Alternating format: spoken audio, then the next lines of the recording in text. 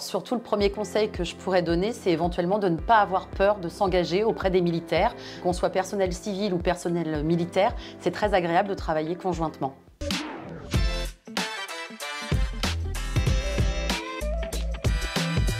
Nous sommes aujourd'hui au sein de l'état-major de la région de gendarmerie d'Île-de-France avec Nathalie. Bonjour Nathalie. Bonjour. Vous êtes attachée principale d'administration de l'État. Pouvez-vous nous présenter votre métier? Oui, donc je suis actuellement chef de bureau RH en gendarmerie et je gère environ à peu près 420 personnels civils au sein de la région gendarmerie Île-de-France. Quelles sont vos missions spécifiques justement? Alors mes principales missions sont la gestion de la campagne d'avancement des personnels techniques et administratifs. Je gère également tout ce qui est le recrutement des personnels civils avec notamment la publication des offres d'emploi sur les sites dédiés. Nous participons activement aussi à des forums de recrutement et à des journées portes ouvertes. Nous avons également de nombreuses campagnes de mobilité à gérer tout au long de l'année, donc la mobilité classique, la mobilité au fil de l'eau, qui nous permettent d'optimiser en fait les recrutements des personnels civils. Vous aviez imaginé enfant de faire ce métier? Alors faire la gestion des ressources humaines, oui, c'est quelque chose qui m'a toujours intéressée. Maintenant, je n'avais pas imaginé travailler en gendarmerie, même si le ministère de l'Intérieur est un de mes ministères préférés. Est-ce que vous avez une journée type? Alors, il n'y a pas spécialement de journée type en ressources humaines, beaucoup d'adaptations.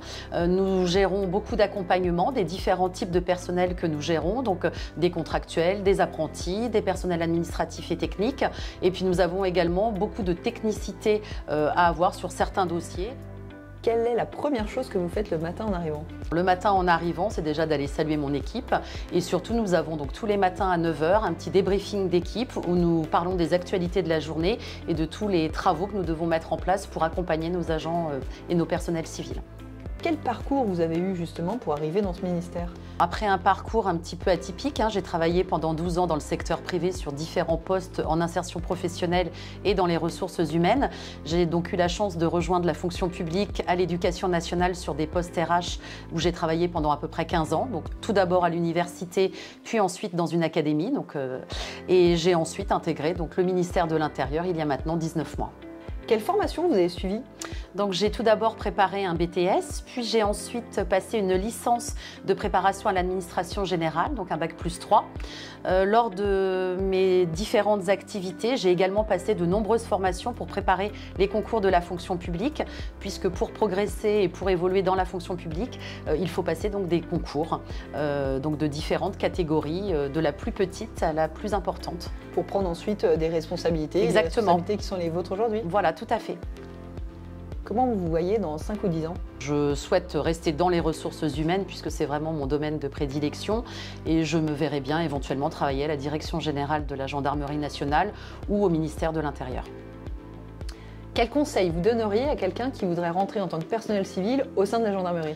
Alors surtout, le premier conseil que je pourrais donner, c'est éventuellement de ne pas avoir peur de s'engager auprès des militaires. Il y a beaucoup d'écoute, beaucoup de respect entre les collaborateurs et qu'on soit personnel civil ou personnel militaire, c'est très agréable de travailler conjointement.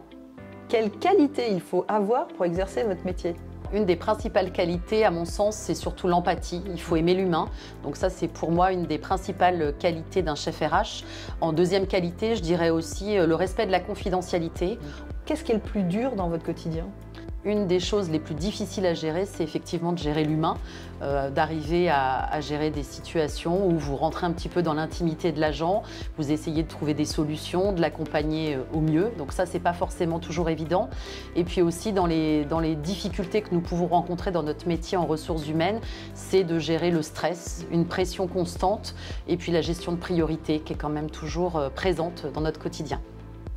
Est-ce que vous avez un objet qui ne vous quitte pas? Mon téléphone portable et mon Ubiquiti. Vous pouvez nous raconter une anecdote ou un moment marquant de votre arrivée en gendarmerie? La première cérémonie des couleurs où tous les militaires et tous les personnels civils sont réunis ensemble pour la levée du drapeau. Ça a été un moment Pour moi, c'était un moment fort. Vous participez à quand même une cérémonie importante au sein de la gendarmerie. Vous avez la musique mobile qui est présente.